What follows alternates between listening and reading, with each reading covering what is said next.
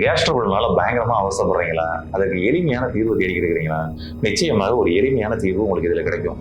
இதை மட்டும் பயன்படுத்தி பாருங்க. உங்களுடைய கேஸ் ட்ரபிள் பிரச்சனையில இருந்து சூப்பரா வெளிவந்துடலாம்.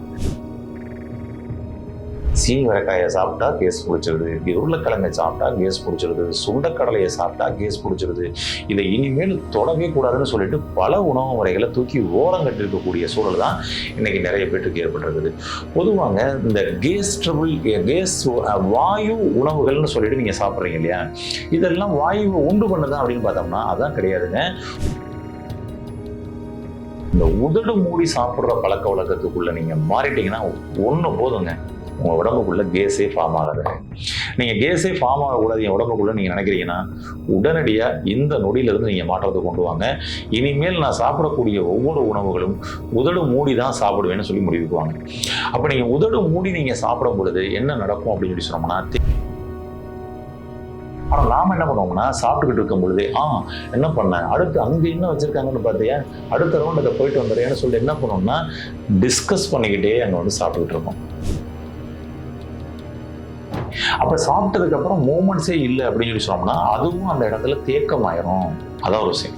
ஆமா, சாப்பிட்டுட்டு கொஞ்சம் லைட்டா அப்படியே கொஞ்சம் ஸ்லோ வாக்கிங், லைட்டா கொஞ்சம் எந்திரிச்சு ஸ்லோ வாக்கிங் பண்ணலாம். சின்ன சின்ன வேலைகள் பண்ணலாம். அதுவே வந்து பிரிஸ்க் வாக்கிங் பண்ணக்கூடாது, வேகமா ஓடக்கூடாது, வேகமா நடக்கக்கூடாது. சாப்பிட்டு முடிச்ச உடனே நீங்க வந்து ஏதாவது வந்து சாஃப்ட் ட்ரிங்க்ஸ், கூல் ட்ரிங்க்ஸ் அது மாதிரியான இதெல்லாம் நீங்க எடுத்துக்கிறீங்கன்னா, reflect life style channel viewers அனைவருக்கும் வணக்கம். கேஸ் ட்ரபிள்னால பயங்கரமா அவசரப்படுறீங்களா? அதுக்கு எளிமையான தீர்வு தேடிக்கிட்டு இருக்கிறீங்களா? நிச்சயமாக ஒரு எளிமையான தீர்வு உங்களுக்கு இதுல கிடைக்கும். இதை மட்டும் பயன்படுத்தி பாருங்க. உங்களுடைய கேஸ் ட்ரபிள் பிரச்சனையில இருந்து சூப்பரா வெளிவந்துடலாம்.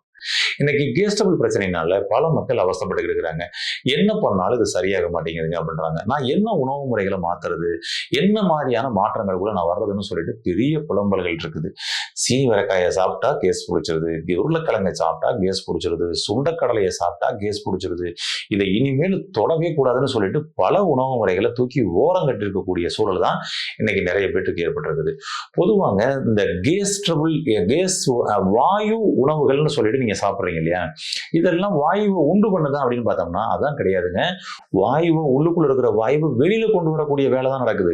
இதை நீங்க எடுத்த உடனே உங்களுக்கு உள்ளுக்குள்ள வந்து கேஸ் வெளியில வர்ற வேலை தான் நடக்குதா, உடனே இதை சாப்பிட்ட உடனே எனக்கு கேஸ் வந்துருச்சு அப்படின்னு சொல்லி நீங்க நினைச்சுக்கிறீங்க. ஆல்ரெடி உங்க உடம்புக்குள்ள கேஸ் ஃபார்ம் ஆயிருந்ததை இது உள்ள போனோம்னா வெளியேற்றுது, அவ்வளவுதான் விஷயம். அதனால உடனே அந்த காய்கள்லாம் நம்ம அவாய்ட் பண்ணிக்கிட்டு இருக்கிறோம். ஆக்சுவலி நீங்க கொஞ்சம் புரிஞ்சு பாருங்க. உங்களுடைய சட்டையில வந்து அழுக்கு இருக்குது.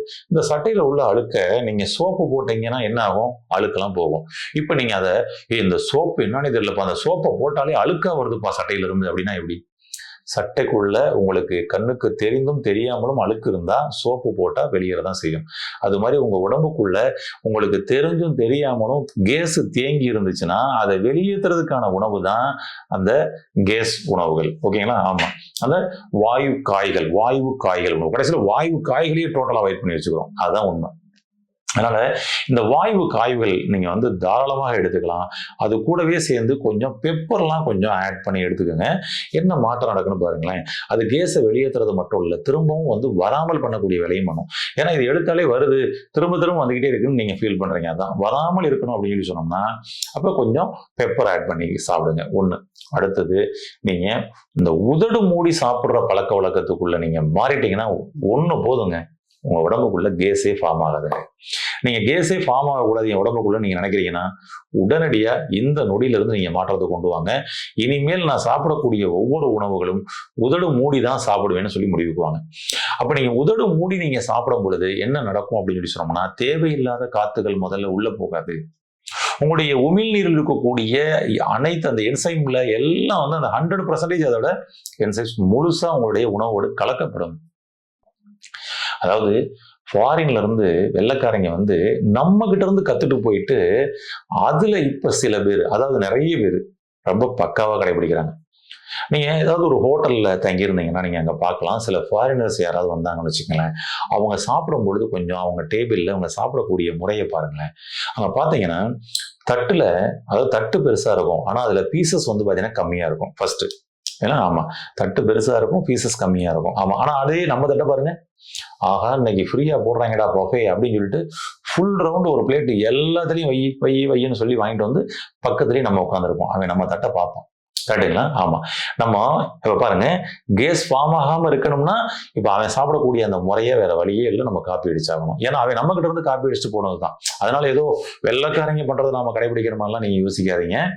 அவன் நம்ம நாட்டுல இருந்து அன்றைய காலத்துல நம்ம நாட்டு மக்கள் சாப்பிட்ட முறைகளை ஃபாலோ பண்ணி எடுத்து கொண்டு போயிட்டு அவன் இப்பயும் கடைபிடிச்சுக்கிட்டு இருக்கான். அதுதான் ஒரு விஷயம்.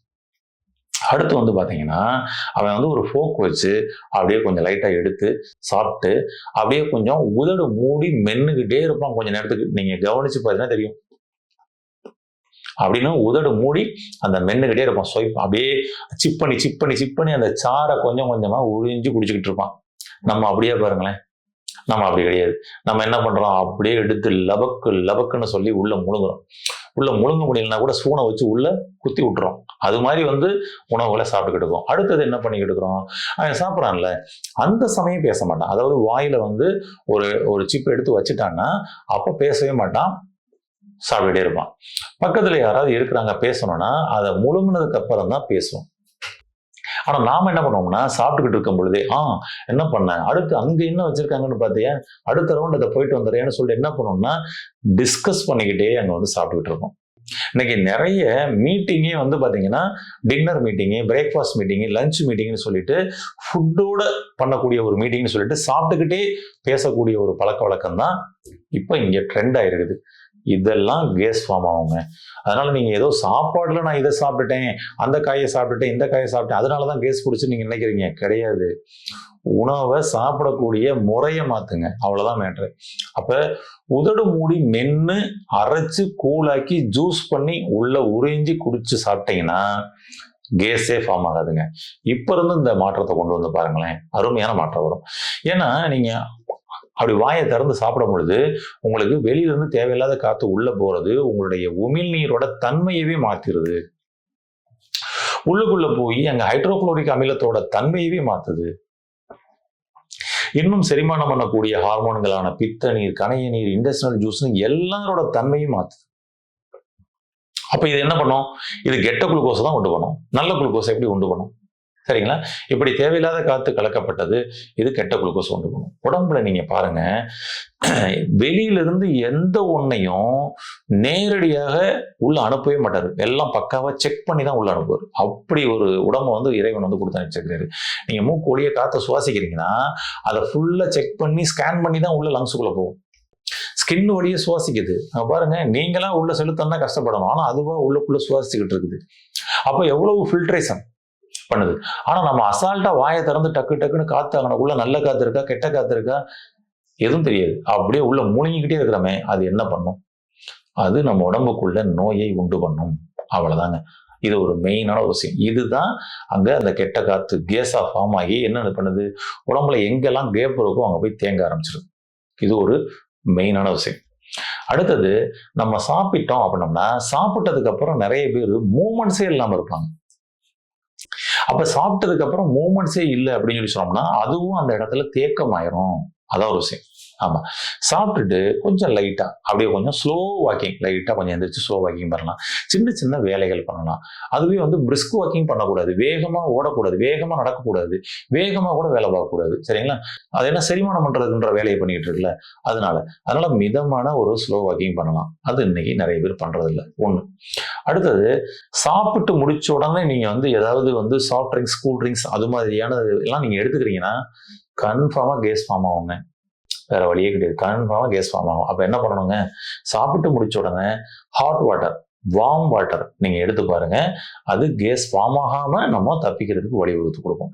அதே இதை கொஞ்சம் ஜீரகத்தை போட்டு கொதிக்க வச்சு ஜீரக தண்ணியா வச்சுக்கிட்டு நீங்க சாப்பிட்டு முடிச்சதுக்கு அப்புறம் அந்த ஜீரக தண்ணியை சாப்பிட்டுன்னு வச்சுங்க, இன்னும் செரிமானம் சூப்பரா நடக்கும், உடம்புக்குள்ள கேஸ் ஃபார்ம் ஆகாது. இப்படி ரொம்ப சின்ன ஈஸியான டெக்னிக் தாங்க. இதை மட்டும் நீங்க வந்து ஃபாலோ பண்ணி பாருங்க, அற்புதமான மாற்றம் இருக்கும். ஒருவேளை எல்லாம் ஓகேங்க, இருந்தாலும் என் கேஸை ஃபுல்லா வெளியே தரங்க, அதுக்கு ஏதாவது சொல்யூஷன் இருக்குதான்னு சொல்லி நீங்க சிலர் கேட்கலாம். ஒரு சொல்யூஷன், வீட்டிலேயே பண்ணக்கூடிய ஒரு சொல்யூஷன் சொல்றேன், இதை மட்டும் ட்ரை பண்ணி பாருங்க. என்ன அப்படின்னம்னா, சீரகம், பெருஞ்சீரகம், அதாவது சோம்பு, கொஞ்சம் பெருங்காயம், அதுக்கப்புறம் ஓமம். இது எல்லாமே வந்து பார்த்தீங்கன்னா ஒரு ஈக்குவல் ரேஷியோவிலே நீங்கள் வந்து தாராளமாக எடுத்துக்கலாம். பெருங்காயம் மட்டும் ஆஃப் எடுத்தால் போதும். அதாவது 100 கிராம் ஜீரகம், 100 கிராம் பெருங்காயம், 100 கிராம் பெருஞ்சீரகம், 50 கிராம் பெருங்காயம், 100 கிராம் ஓமம் அப்படி வச்சுக்கலாம். இதை என்ன பண்ணணும்னா அப்படியே அரைச்சு பவுடர் ஆக்கிடலாம். இது எல்லாமே லேசா இளம் வறுவல் வறுத்துட்டு அரைச்சு பவுடர் ஆக்குங்க. அது ரொம்ப நல்லா இருக்கும். இளம் வறுவலாக தனித்தனியாக வறுத்துருங்க. வறுத்துட்டு அதை ஃபுல்லா அரைச்சு பவுடர் ஆக்கிடுங்க. பவுடர் ஆக்கி வீட்டில் ஒரு டப்பால வச்சுக்கோங்க. என்ன பண்ணணும் அப்படின்னு வச்சோம்னா, உங்களுக்கு கேஸ் இருக்குது, கேஸை வெளியேற்றணும்னா சாப்பிட்டு முடிச்சதுக்கு அப்புறம் நீங்க ஒரு ஸ்பூன் எடுத்து 1 டம்ளர் தண்ணியில போட்டு கலக்கி சாப்பிடலாம். இல்லை டைரக்டா 1 ஸ்பூன் போட்டுட்டு தண்ணி எடுத்து கூப்பளிச்சு சாப்பிடலாம். ஆனா கேஸே ஃபார்ம் ஆகக்கூடாதுன்னு சொல்லி நீங்க நினைக்கிறீங்கன்னா சாப்பாட்டுக்கு முன்னாடி எடுத்துங்க. ஆமா, சாப்பாட்டுக்கு முன்னாடி இப்படி 1 ஸ்பூன் எடுத்தீங்கன்னா என்ன நடக்கும்னா, நல்லா கபன்னு நல்லா பசி எடுக்க ஆரம்பிச்சிடும், நல்லா கிளீன் பண்ண ஆரம்பிச்சிடும். நீங்க சாப்பிட்டது ஃபுல்லா வேகமா நல்லா செரிமானமும் நடக்க ஆரம்பிச்சிடும். அப்ப இவர் உள்ள போனவர் அங்கங்க இருக்கக்கூடிய கேப்ல இருக்கக்கூடிய காத்த பூரா அடிச்சு வெளியே தள்ள கூட ஆரம்பிச்சிருவாரு. ஏன்னா எப்பவுமே என்ன சொல்லியிருக்காங்கன்னா, விருந்தும் மருந்தும் 3 நாடு. அதை எடுக்கக்கூடிய முறையில சரியா எடுத்தா எல்லா மருந்துகளையும் உணவுக்கு முன்னாடி சாப்பாடுக்கு முன்னாடி எம்டி ஸ்டொமக்ல நீங்க எடுத்துக்கிட்டீங்கன்னா அதோட வீரியம் 100% இருக்கும். அப்போ உங்க உடம்புக்குள்ள கேஸே ஃபார்ம் ஆகக்கூடாதுங்கன்னு சொல்லி நீங்க நினைச்சீங்கன்னா சாப்பாட்டுக்கு ஒரு 20 நிமிஷம் அரை மணி நேரத்துக்கு முன்னாடி ஒரு ஸ்பூன் வந்து இந்த சூரணத்தை நீங்களே தயார் பண்ணி வச்ச இந்த சூரணத்தை நீங்க சாப்பிடலாம். அதை வந்து தண்ணியில கொதிக்க போட்டு எசன்ஸ் எடுத்தும் சாப்பிடலாம், அல்லது 1 டம்ளர் தண்ணியில டைரக்டா கலந்து சாப்பிடலாம், 1 ஸ்பூன் எடுத்து டைரக்டா போட்டு தண்ணி கூட சாப்பிடலாம். எந்த வடிவத்தில் வேண்டுமானாலும் சாப்பிடலாம். இதை சாப்பிட்டு பாருங்க.